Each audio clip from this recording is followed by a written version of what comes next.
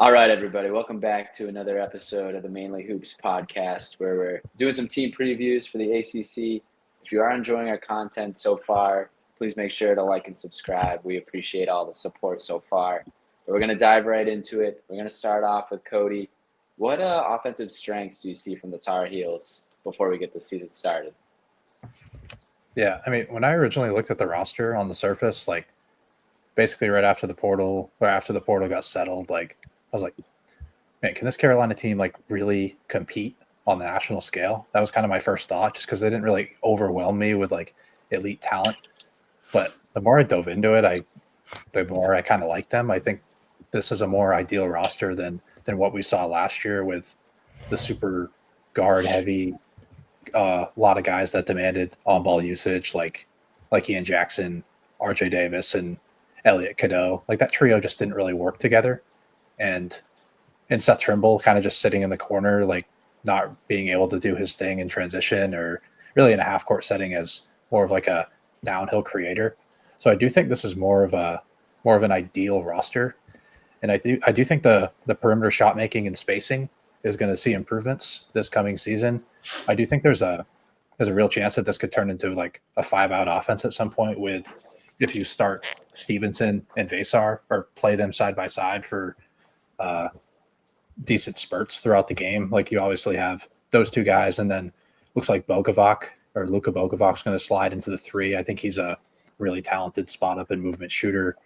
And then obviously the backcourt duo of Evans and Trimble. Trimble obviously didn't shoot it great, but I think he can kind of create some open looks for this offense. And Evans shot it 45% from 3 and showed real versatility in that area. So I do think there's a lot of perimeter shot making talent relative to last season. Bogovac shot 40% in a good European league. And then a guy like Jonathan Powell coming off the bench as another wrinkle, shot at 35%. Like I said, this factor of all the shooting is especially important for Trimble, who, like I said, he wasn't in an ideal role last year. I do think he's going to be a guy who's playing in more of those pick and roll actions that he kind of had to watch happen before. And we're going to see what he is as a playmaker. Like his assist rate hasn't been high throughout his career, but I do think there's a little more upside, and I think he can kind of be the head of the snake creation wise for this offense that has way more spacing. Marcus, anything to add here? No, pretty similarly. Like I think the shooting is much improved, but I also think going to be a strength of this team. Like Kyan Evans, like Cody said, almost 45% last year. I think Vasar has some potential to space the floor a little bit. I think Bogovac can really shoot it. He has like kind of a smoothness to his game that I really like. I think Powell is going to be like a nice piece to knock down open shots off the bench. I just think there's going to be more. Last year, it felt like there were more lineups than not that couldn't shoot the ball. I think this year you're going to see more lineups than not that actually can shoot the ball, which I think is going to be a lot better. Obviously, it helps to have shooters in it. You also have like Evans, who's a pretty solid creator. He does struggle a little bit with turnovers, but I do think that he can create opportunities. I think to your point, Cody, Trimble is going to be able to create some more opportunities this year. So I think naturally, like, being a better shooting team, they should be in a much better spot this season. Let's move on to weaknesses. Where are some areas of improvement for the Tar Heels, Cody?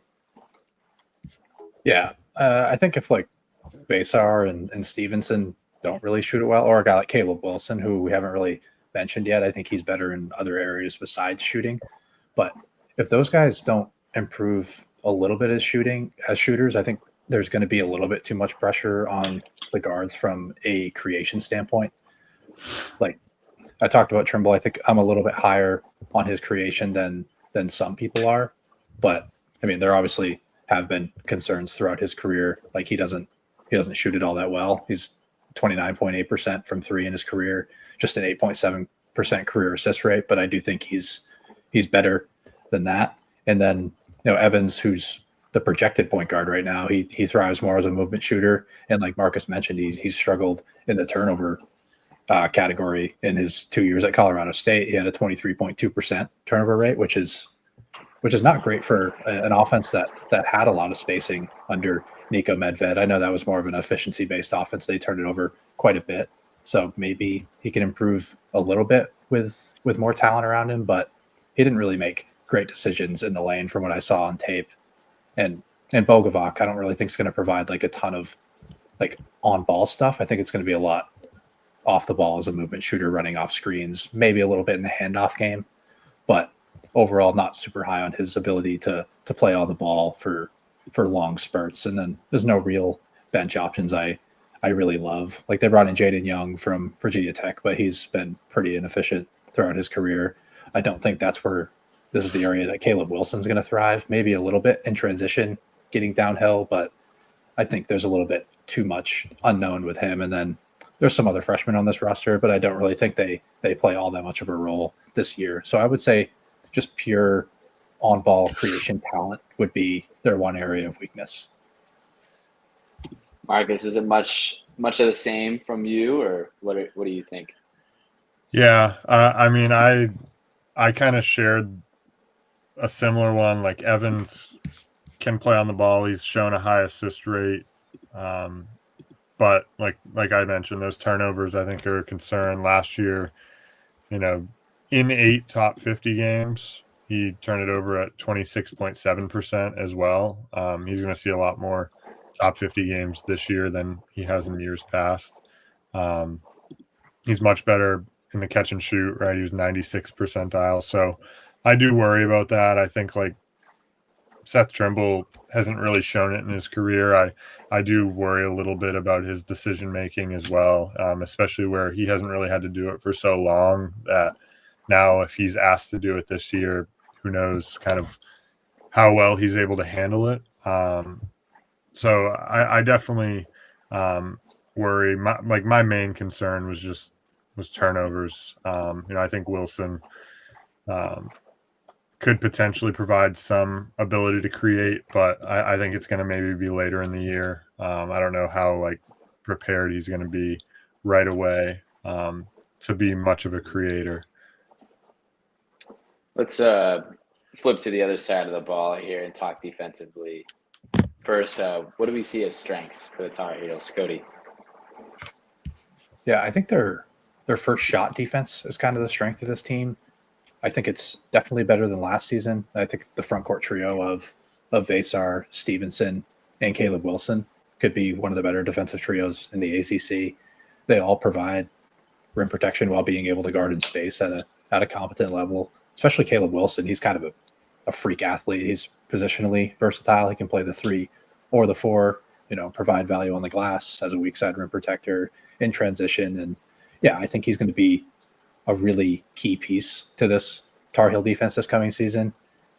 And just like analytically, I think Hubert Davis does a decent job of forcing a lot of mid-range looks with the drop coverage. And I think Vasar is going to be a pretty solid drop coverage, like anchor big. There should be a lot more looks influenced in the mid-range this season just because Carolina didn't really have that rim deterrent that offenses were afraid of. 15.5% of opponents' shots were in the mid-range last season. And just for a reference point, like Baycott, I would consider a pretty similar rim protector to Vasar. He was their mid-range frequency was 18.6. Opponents' mid-range frequency was 18.6 in 2023-24 with Baycott in the lane. That was in the 98th percentile. So it just goes to show like the style is going to force some tougher looks, some off the dribble mid-range looks. They may be open, but overall they're not efficient throughout the course of the season. And I also like some of the perimeter guys, particularly Seth Trimble, Kyan Evans, and Bogovac. Kind of remains to be seen how they can defend at this level. But Trimble's a ball hawk who can, kind of take away the opposing team's point guard and disrupt actions there. And then they're always going to be a good catch and shoot denial defense with the drop coverage scheme. So I definitely think this is the strength of their defense, is just their first shot defense across the board. Marcus, what can you add for strengths defensively? Yeah. I think like Cody said, the three bigs there, Vasar, Wilson, and Stevenson, I think will will be a nice front court trio. I think mainly with like versatility. I think Wilson's going to be able to kind of guard several different guys. I think Vasar can really disrupt shots. I think Stevenson's kind of just like a nice steady piece that can fill in where needed. But I think like they didn't really have last year, and last year, right? Like we've talked about it in other episodes with like Jalen Washington. He was often in foul trouble, right? Like I think that these guys can do a good job of like protecting the rim and forcing tough opponent shots without fouling, and more than just like the big man position like we saw out of like most of the like Lubin and Washington both were kind of limited, I felt like, on the defensive end in that aspect. Now I don't know about like Kyan Evans. That's kind of my concern. We have Trimble, who, like you said, Cody, I think he can be he's going to kind of spearhead the backcourt, I think, defensively. But Kyan Evans, I worry about. Bogovac, I don't really know. There's not really a ton out there on him yet. And like, he just got to campus, like a week ago. So, he's got some time still to get integrated, but they've been working out all summer. So, he's going to get caught up to speed. Marcus, anything? We'll just send it right back to you. Anything you want to add for areas of concern with the Tar Heels defensively? No, I mean, I think really just the backcourt uncertainty. I think, like Cody mentioned, Evans and Bogovac, really don't know yet how they're going to defend here. Cody, where are areas of concern for you defensively with the Tar Heels? Yeah, I mean, I would call the perimeter defense a concern, but the scheme that Hubert Davis deploys doesn't really put a ton of pressure on them. He's trying to filter shots in the mid-range into the rim where the strength of his defense is. So obviously they're going to have to be responsible for guarding in space once in a while. It's not a team that really likes to overhelp off the ball. So yeah, they're going to have a little bit of responsibility guarding in isolation particularly, and they're not the greatest in that area, but I do think the scheme is going to allow for a lot of the offense to be filtered into the front court of Vasar, Stevenson, and Wilson. And I don't think all three of those guys are going to play together. I just think like that rotation is going to be really valuable. Like I think they're sort of interchangeable, but that does kind of lead to my concern is like having like the true center depth. Like they don't really have that. It doesn't really seem like I don't think Stevenson can play the 5 necessarily. I don't think he's a good enough rebounder. Like that combo of Stevenson and Wilson playing together in the front court will be okay from a rim protection and first shot defense in general standpoint. Like there's versatility with that, but they're not really going to be able to rebound all that well. So having Vasar on the floor is going to be pretty imperative. And he's been foul prone throughout his career. Last season, 5.2 fouls per 40 minutes and wasn't really able to stay on the floor for long spurts. It's kind of seems like he gassed out after like 5 or 6 minutes of action, had to get a breather, had to get somebody else into the game. So there's going to need to be someone else that emerges as that true center, as that true rim anchor. And it looks like right now that it's going to be James Brown, who's going to have to slide in and play some of the spot minutes. I think he can be okay. He provides a lot of energy. I think he can be a rim deterrent. Obviously, it's a downgrade from Vasar. I just think Vasar is a little more physically gifted. I think he's longer, better rebounder. So James Brown's going to be pretty big in those spot minutes when Vasar has to go to the bench with 2 fouls or if he needs a breather. Let's move on to X Factor and MVP. Marcus, we'll go with you here. And who's your pick for the Tar Heels X Factor for the season, and who's the most valuable player? For X Factor, I was deciding between 2. I was trying to decide between Vasar and Bogovac. I think ultimately, like, I'm going to go with Bogovac just because I think, like, based on his highlights from what you can see, like, I think he has some ability on the offensive end that can really help this team, especially in, like, the shot-making department. He has the ability to get his own bucket at times and score from every level. So I think he could really end up being a nice surprise for Carolina fans, and contribute to potentially a big season for them. As for MVP, I was kind of split between Vasar and Caleb Wilson. I ultimately went with Caleb Wilson, and this is more just off of like projection for me. I think like as the season goes along on both ends of the floor, he's going to be their most valuable player. He's going to impact the game tremendously, I think, on the defensive end. And then on the offensive end, like I think he's a much better passer than we think, especially in like transition. He's got some he made some pretty impressive plays in transition, passing off the bounce. I think he can really impact the game on the offensive end. And I think you're going to see as the season goes along, his game only grow on that end. So that's ultimately why I went with him. I think by the end of the season, he's going to be most important to their success. Cody, do you share the same thoughts? What's I your don't X actually. Factor MVP? I actually do have a couple different thoughts here. I consider Bogovac for X Factor, but I just think the replacement value for him is much higher than it is for a guy like Henry Vasar. I already mentioned kind of the concerns that I have with the center depth. I just don't think there's a real replacement that can replace everything that he does. I think there's real upside with Vasar, along with like having a high floor due to his rim dominance, and he's a guy that they're going to be able to play through, and a guy that is going to be a really good pick and roll man with guys like Kyan Evans and Seth Trimble with pick and pop upside. Like I've said, he shot at 32% last season on like not super high volume, but I do think there's more in the tank for him. And with extra spacing around him this season, I do think there's a chance that he can shoot at 36% on extra volume that can really unlock this entire offense. So that's ultimately why I went with him as the X factor.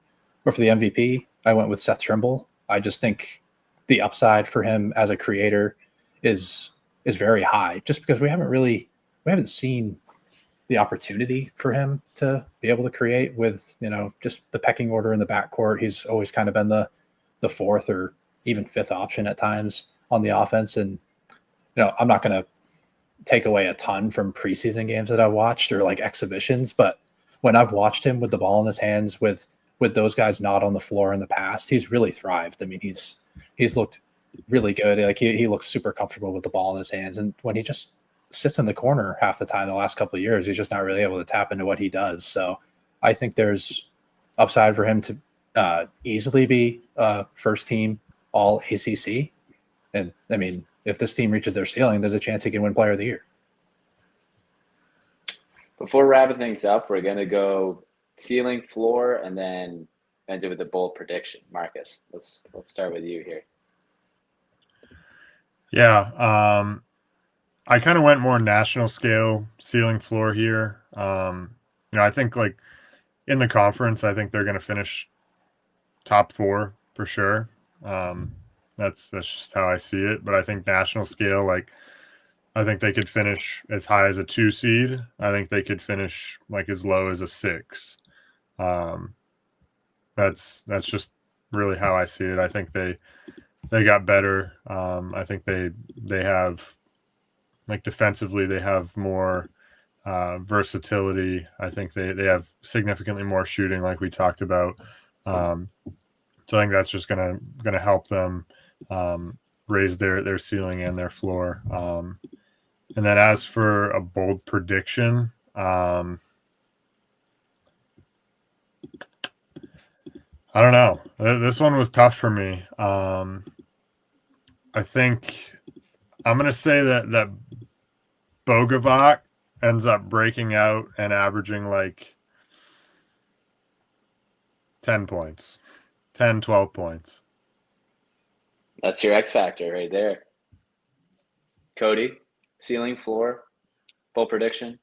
I thought you were going to go the Caleb Wilson route for a bold prediction there. Like maybe, he gets to top 6 or 7 pick in the draft, maybe something like that. Something that popped in my mind. If he just his defensive upside really, reaches where it really can go. And ultimately, I think he's a defensive MVP of this team. I think he does he's going to do a little bit too much for this team to not have a massive impact. But yeah, for ceiling floor, I think, I mean, in the league, I think they're either second or third in the league right now in the pecking order, depending on how you view Louisville. I mean, that offense looks incredible right now, but yeah, I do see them as 2-3, and I think their floor is probably 4 or 5 in the ACC. And I do see a world where they end up as a bubble team just because the competition in this league isn't the greatest. And if they drop a few too many games, they could see themselves sliding towards that 9 or 10 seed line. But I do think this team has far less concerns than they had going into last season with like the rim protection and then just the offensive fit overall. I just think everything works a little bit better because like ultimately in a half-court offense, spacing is king, and they have a lot of it here. And so I think that's going to work out a lot of things, no matter how we view Hubert Davis as a head coach on both sides. I think, like, obviously, the talent isn't overwhelming. Like I said, it's not like it's a good roster. It's not nationally like elite. It's not top tier, but I do think the fit is pretty good, and I can see this team working up to a 3 or 4 seed. I think that's what I would call their ceiling. All right, bold prediction. I need a bold prediction. That'll carry it away there. I will say they finished 31st in KenPom last season. I think they finish at least 10 spots higher in KenPom. So I think they finish 21st or higher. I kind of view them as like fringy top 20, top 25, but I do like the fit of this roster. So I ultimately can see them finishing within that top 10 to 15 range. I don't see the complete championship ceiling, but I see this team being very good and very tough to beat night in and night out, which wasn't something you could say about this team early in the season against top tier competition. Like they did struggle. Like they struggled in Maui and they kind of spiraled from there. And ultimately they became a first 4 team, but I do think this team is much more well-rounded.